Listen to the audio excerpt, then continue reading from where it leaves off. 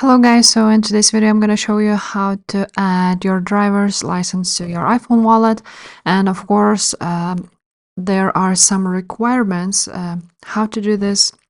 So first of all, you need to have your region in United States, so you cannot add this if you are not from United States. So make sure you are, and then you're gonna open up your phone and then gonna go to your wallet, of course. After that, you will see all of these, like your cards and so on, and you want to click the plus sign now. And if you are from the United States, as you can see, there's a lot of options. So you can set up like Apple Pay Later and so on if you are from the United States.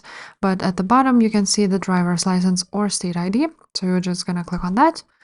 And then you're gonna choose your state, so Arizona, Colorado, Georgia, or Maryland. And after that, you're just gonna add your driver's license by scanning it or entering everything manually. So yeah guys, if this video was helpful, please leave a like, subscribe to this channel, and I will see you next time. Bye.